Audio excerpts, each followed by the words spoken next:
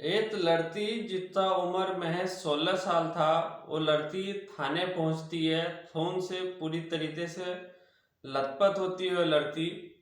देखते ही मालूम चलता है उनके साथ में तो गलत हुआ है। वो थाने पहुंचती है और थाने पहुंचने के बाद वहाँ पे सामने बैठा कांस्टेबल पूछता है उनसे, बताइए क्या समस्या है, आप समस्या बताइए, हम एफआईआर दर्ज आपका कर लेंगे, जो भी आपका समस्या है उनका निवारण हो जाएगा। और फिर लड़की कहती है, नहीं मुझे बड़े साहब से ही मिलना है, जो बड़े इंस्पेक्टर जो है जिनको हमने न्यूज़ चैनल में जो देखा हुआ है, मुझे उससे मिलना है। और फिर लड़की इस बात पर जिद करने लगती है। फिर कांस्टेबल उससे बात तो मानता है और कहता है, ठीक है, अभी बड़े साहब तो नहीं है, बड़े साहब जब आएंगे तो बता देंगे। और उसको फिर एक बेंच पे बैठने के लिए दे दिया जाता है। वहाँ पे एक महिला कांस्टेबल थी। महिला कांस्टेबल उस लड़की के पास पहुँचता है और फिर उनसे बातचीत करना चालू करता है। यूं ही उनसे बातचीत हो ही रहा था और फिर उसको जो लड़की जो थी वो अपना सारा बात उस महिला कांस्टेबल को बताता है। और फिर तकरीबन दिन से 8-9 बजे आई थी वो लड़की, और ये टाइम शाम के 4 बज रहे थे, लेकिन 4 बजे तक भी उनके बड़े साहब नहीं आए। 4 से देखते देखते 5 भी बज गया, लेकिन वो बड़े साहब नहीं आए। जो थाने का जो इंचार्ज जो था, इंस्पेक्टर जो था, वो थाने में नहीं पहुंचा। दरअसल जो उनके जो बड़े साहब जो थे, जो इंस्पेक्टर जो था, वो अपने बेटे के बर्थडे में व्यस्त था। अपने बेटे का जन्मदिन मनाने में वो इतने व्यस्त थे कि उनको अपने जो सरकारी काम जो मिला हुआ उसको उस पर उनका बिल्कुल भी तो ये ध्यान नहीं था।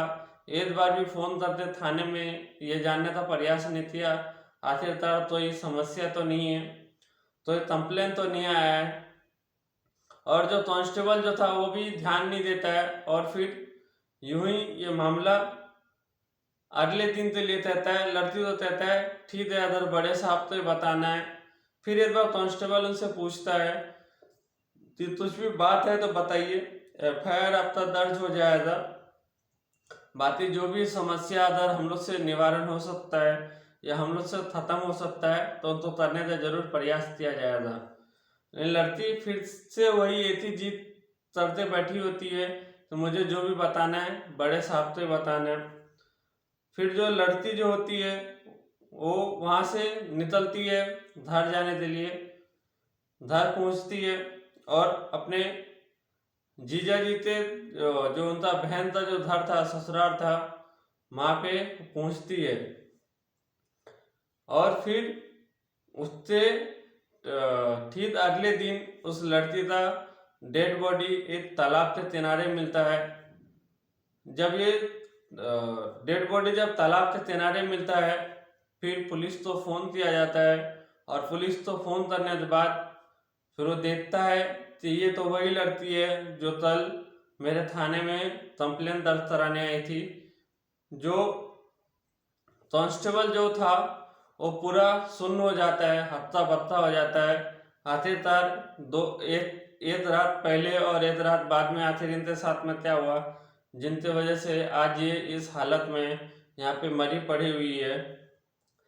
नमस्कार, जय हिंद। ये सच्ची घटना है उत्तर प्रदेश का। उत्तर प्रदेश में एक जिला लगता है प्रयागराज। ये पूरा मामला प्रयागराज का ही है, जहाँ पे एक पूरा परिवार रहता है, जिसमें दरअसल एक लड़की अपने बड़ी जो बहन होती है, दरअसल वो 2 ही बहन होती है। माँ बहुत कम उम्र में गुजर जाता है, इस वजह से जो छोटी बहन का जो परवरिश किया होता है वो बड़ी बहन ही की होती है, इसलिए बड़ी बहन से काफ़ी ज़्यादा लगाव होता है। और वहीं दूसरी तरफ ये मामला है 8 अक्टूबर का, जब 8 अक्टूबर तो उनकी बड़ी बहन का जन्मदिन होता है। ताजल था, और उनकी छोटी बहन होती है मुन्नी, जिसका उम्र 16 साल होता है, और बड़ी बहन का उम्र 26 साल होता है। दरअसल जो छोटी बहन जो थी, अपनी बड़ी बहन तो ऐसे ही अचानक से सरप्राइज देने के लिए वो उन तो कुछ भी बिना बताए उनके घर आना चाहती थी 7 तारीख से रात तो ही शाम तो ही। तो 7 तारीख शाम को जो लड़की होती है मुन्नी, वो फोन करता है मोहन, जो उनके जो जीजा जी जो थे उनसे एक खास दोस्त जिनका नाम सतील है, वो उससे मोहन से ससुराल के पास ही रहता था, और उनका मैकेनिक का दुकान था, इसलिए उनको उनका बहन के ससुराल के पास ही जहाँ पे मोहन का घर है वहाँ पे उनका आना जाना रोज का ही था। तो शाम को फोन करता है और कहता है जब आप दोपहर में खाना खाने के बाद जब आप जाएंगे 4-5 बजे या 3-4 बजे, तो हम तो भी सतील अंकल अपने साथ में ले जाइएगा। मुन्नी फोन करते रहती है, और फिर सतील कहता है ठीक है, हम जब खाना खाते निकलेंगे तो 1-2 घंटा अपने घर में रेस्ट करेंगे, और रेस्ट करने के बाद फिर तुम तो अपने साथ लेते, और तुम तो जो तुम्हारा जीजा जी और जो दीदी है तुम तो उनके पास ले आते छोड़ देंगे। इतना सुनते ही मुन्नी खुश हो जाती है, और ये बात समझती है कि आज उनको बहन तो जो सरप्राइज देना है वो सरप्राइज दे पाएगी, और फिर इसी इंतजार में अपना समय गिनते रहती है, अपना समय देखते रहती है। और फिर शाम के तकरीबन 5-5:30 बजता है, और फिर उनके घर के सामने सतील पहुंचता है, जिसका उम्र 38 साल तथा 38 साल का सतील उनके घर के सामने पहुंचता है। और पहुंचने के बाद मुन्नी तो आवाज़ लगाता है, जो महज सिर्फ 16 साल की थी, उनको आवाज़ लगाती है और कहती है कि मुझे सतील कहता है कि मुझे जल्दी निकलना है, तुम भी जल्दी जल्दी अब चलो। फिर मुन्नी सतील से कहता है अंकल थोड़ा और समय रुक जाइए, आधा घंटा रुक जाइए, हम थोड़ा रेडी हो जाएं, अच्छे से तैयार हो लें, वहाँ 1-2 दिन रुकने के लिए कपड़े अपना पैकिंग कर लें, और अपने जो ज़रूरी सामान है वो थोड़ा पैकिंग कर लें, उसके बाद फिर हम चलेंगे। दरअसल ये सब बात हो ही रहा था। सतील तो उस घर में बैठने को कहता है मुन्नी के घर में बैठता है, आराम करता है थोड़ा, और फिर वहाँ से तकरीबन 6 बज जाता है। 6 बजे शाम तो थोड़ा अंधेरा होना चालू भी हुआ था, और वहाँ से निकलता है। निकलने के बाद सीधा सतील जो है वो कहता है एक शॉर्ट रास्ता लेते हैं जिससे हम लोग बहुत जल्दी पहुँच जाएंगे। तो सतील मुन्नी तो लेते एक जंगल के रास्ते में जाता है, और जंगल के रास्ते में जाने के बाद फिर मुन्नी समझ जाती है कहीं ना कहीं तो गलत हो रहा है, और इस बात का अंदेशा उनको हो जाता है। फिर मुन्नी कहती है नहीं अंकल, जिस रास्ते से जाना था हमें उसी रास्ते से जाना चाहिए, ऐसे सुनसान रास्ते में जाना ठीक नहीं होगा। और फिर मुन्नी कहती है अगर नहीं समझ में आ रहा है तो मुझे उतार दीजिए, हम पैदल ही चले जाएंगे, अपने बहन के घर हम देते हैं, अपने बहन का घर देते हैं, हम पैदल ही चले जाएंगे। सतील तो इसी बात पे गुस्सा आता है, और गुस्सा आने के बाद उनको फिर नीचे उतारता है। नीचे उतारते उनको धमकी देने लगता है, और फिर मुन्नी तो और भी धमकाने का प्रयास किया जाता है, लेकिन मुन्नी तो और भी ज़्यादा गुस्सा आता है, और फिर मुन्नी तो एक तमाचा लगा देता है खींच से, और फिर उनके साथ में अश्लील हरकतें करने लगता है। मुन्नी के साथ में जबरन संबंध बनाने का कोशिश करने लगता है। मैं 16 साल की बच्ची एक 38 साल के आदमी सामने बेबस हो जाती है, और वो कुछ भी नहीं कर पाती है। लेकिन मुन्नी इस चीज़ का पूरा विरोध करता है, लेकिन सतील उनका कुछ भी मानने तो तैयार नहीं होता है। मुन्नी रोने लगती है, लेकिन फिर भी सतील तो उनके ऊपर बिल्कुल भी दया नहीं आता है। धीरे धीरे उनका सारा कपड़ा उतारने लगता है, और फिर उनके साथ में जबरन संबंध बनाता है। उस लड़की का जो महज 16 साल का था उनका रेप करता है। इस दौरान लड़की सतील का हाथ पैर जोड़ता है, उनका पैर पकड़ता है, लेकिन सतील हैवान बिल्कुल भी कुछ भी सुनने तो तैयार नहीं होता है और उस मासूम बच्ची का लगातार बलात्कार करते रहता है और उनका रेप करते रहता है। तकरीबन ये घटना शाम से 7:30 बजे शुरू होता है और सुबह से 6 बजे तक यूं ही ये सब तो चलते रहता। जब जब मन करता सदिल था पूरी रात में उस जंगल में उसके साथ में रेप करता और फिर उनको हाथ हाथ बांधते पेड़ के साथ में बांध देता। ये सब सिलसिला सुबह से 6 बजे तक चला और फिर सतील वहाँ से उनका हाथ खोला और फिर उनको उसी जंगल में छोड़ते सतील वहाँ से फरार हो गया। फरार होने के बाद सीधा वो गायब हो गया और फिर जो लड़की थी तकरीबन 8 से 9 बजे दिन में जैसे तैसे चलते हुए मेन रोड पे तक पहुंचती है और मेन रोड पहुंचने के बाद फिर वहाँ से एक ऑटो पकड़ता है।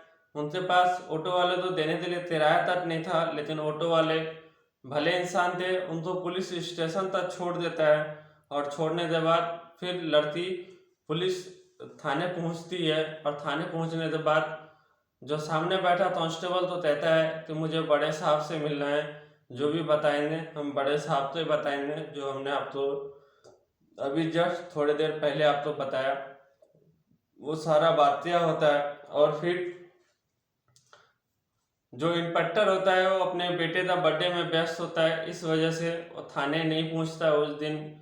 और फिर लड़की तकरीबन 6 बजे थाने से बाहर निकलती है और निकलने के बाद सीधा जो उनकी बहन का जो घर था, दरअसल ये घटना शुरू हुआ था 7 तारीख का शाम को और अगले दिन 8 तारीख तक सब कुछ उनके साथ में होता रहा सुबह तक।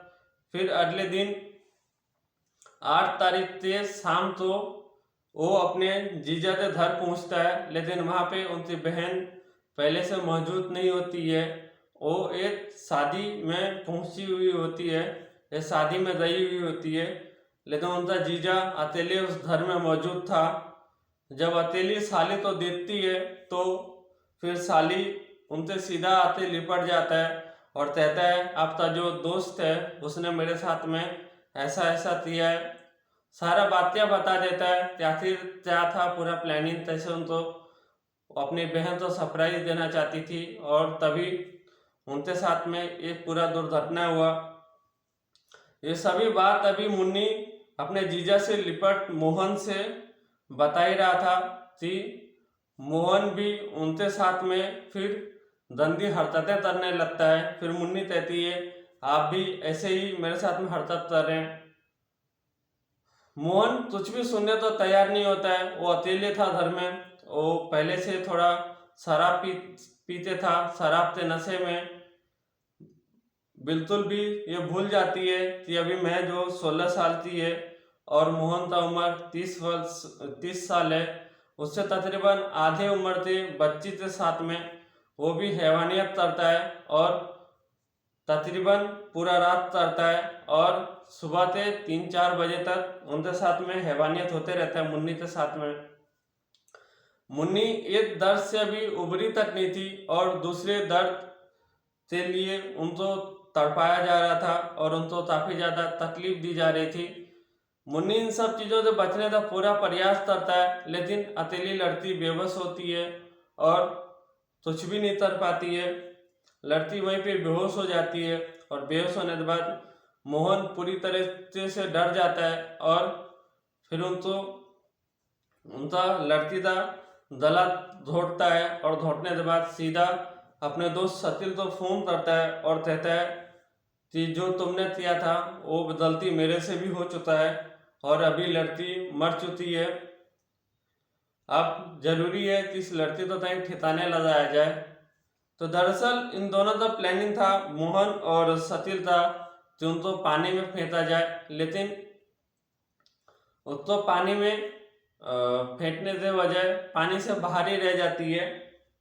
और तभी वहाँ पे सुबह सुबह जो आसपास के जो लोग होते थे वो वहीं पे अपने जो रोजमर्रा का सुबह का जो काम होता है उनके लिए आना जाना चालू हो जाता है, तो दोबारा फिर उस लड़की की डेड बॉडी तो नहीं देख पाता है और वहाँ से सीधा वो लोग फरार हो जाता है। और फिर थोड़ी ही देर बाद पुलिस तो फोन जाता है और कहता है इस नदी किनारे में यहाँ पे एक लड़की का लाश है। और फिर उसी थाने का पूरा पुलिस टीम पहुंचता है, जिसमें कांस्टेबल उस लड़की को देखते ही, कांस्टेबल और महिला कांस्टेबल दोनों देखते ही उस लड़की को पहचान जाता है, आखिरकार ये वही है। फिर पुलिस इन सभी मामलों से छानबीन में लग जाता है, उनकी बहन से पूछताछ करता है, उनके जीजा से पूछताछ करता है और साथ ही में इन दोनों से पूछताछ करता है और उस लड़की का जो फोन था उनका लोकेशन सब निकालने लगता है, लोकेशन ट्रेस करने लगता है। फिर भी पुलिस तो कुछ भी हाथ नहीं लग रहा था और भी कई तरीके निकालते हैं, पूछताछ के तरीके निकालते हैं। तभी जो लड़की थी उनका मेडिकल हुआ, पोस्टमार्टम हुआ, जिसमें पता चला कि लड़की के बॉडी से 2 लोगों का सीमन मिला है और दोनों लोगों का सीमन का चेक किया जाता है कि पता चलता है कि दोनों अलग अलग लोगों का है। तभी जीजा के ऊपर में पुलिस तो शक होता है और शक होने के बाद फिर मोहन का डीएनए टेस्ट किया जाता है और डीएनए टेस्ट में पता चलता है कि ये सीमन तो मोहन का है। और फिर पुलिस इस जांच में भी लग जाती है, आखिरकार ये दूसरा सीमन तिरता है। तो पुलिस फिर मोहन तो ही बहुत अच्छे से डंडे बरसाता है और बरसाने के बाद फिर मोहन खुद ही ये बताता है कि ये जो दूसरा सीमन है कहीं ना कहीं मेरे दोस्त सतिल का है। फिर सतिल तो पकड़ा जाता है ढूंढते, और ढूंढने के बाद वो तो सीधा थाने लाया जाता है। फिर वहाँ से उनका ब्लड सैंपल लेते लैब में भेजा जाता है। लैब में पता चलता है नहीं, ये दूसरा सैंपल सतिल का ही है। ये सब दोनों बातें देखते जो उनकी बड़ी बहन थी काजल, वो पूरी तरीके से सदमे में चला जाता है कि जिस लड़की तो जुत्ती उसकी माँ, काजल की माँ, मुन्नी की माँ छोटी उम्र में गुजरने के बाद पूरा देखभाल काजल ही की थी, उनको बड़ा काजल ही किया था और उनके साथ में ये सब कुछ करने वाला उनका अपना हम सफ़र मोहन भी उसी में शामिल था। इस बात से पूरी तरीके से वो सदमे में चला जाता है और फिर पुलिस तो सोच कहता है कि इन लोगों तो जितना बड़ा सजा हो सके उतना बड़ा सजा दिलाने के लिए अगर मुझे खुद भी गवाही देना पड़े तो हम देने के लिए तैयार हैं। बस इन दोनों तो बिल्कुल भी मत छोड़िएगा, क्योंकि हमने अपनी बहन तो उनको अपनी बच्ची की तरह पाला था और उनके साथ में हमने खुद से ज़्यादा भरोसा करने वाला मोहन और उनके जो दोस्त थे सतिल, उनके ऊपर मैं भरोसा किया था। फिर सतिल और मोहन जब मिलता है तो फिर दोनों अपनी अपनी कहानी बताने लगता है। सतिल तो जब डंडे बरसाए जाते हैं तो सतिल बताता है कि कैसे 7 तारीख तो उस लड़की को घर से अपने बहन के पास लाने के लिए बोला था मुन्नी कि मुझे बड़ी बहन के पास जाना है, उनका जन्मदिन है, मुझे जाते अचानक से सरप्राइज देना है। और फिर उसके अगले दिन कैसे उसकी बहन काजल अगर उस दिन शादी में नहीं जाती तो शायद आज मुन्नी जिंदा होती और सिर्फ सतिल सलाखों से पीछे होता। लेकिन आज मुन्नी इस दुनिया में नहीं रही और वहीं दूसरी तरफ मोहन और सतिल आज दोनों ही जेल में है और इससे एक उसकी जो बड़ी बहन थी उनका भी घर बर्बाद हुआ, काजल था। लेकिन काजल तो इस बात का दुख तो है लेकिन इस बात का खुशी भी है, इस तरीके का हैवान के पास तो उनको जीवन व्यतीत नहीं करना पड़ेगा। ये सब कुछ फिर मीडिया में आता है और मीडिया में आने के बाद आप समझ ही सकते हैं कि ये भरोसे का गला घोटने जैसा ये पूरा मामला था। आप इस मामले के बारे में क्या सोचते हैं? अपना राय कमेंट बॉक्स में जरूर दें। बड़ों का बात माने, छोटों को प्यार दें और अपना व्यक्ति इस प्रकार से विकसित करें कि महिलाएं आपके साथ सुरक्षित और सम्मानित महसूस करें और महिलाओं के साथ पुरुष भी सुरक्षित और सम्मानित महसूस करें। जय हिंद, जय भारत।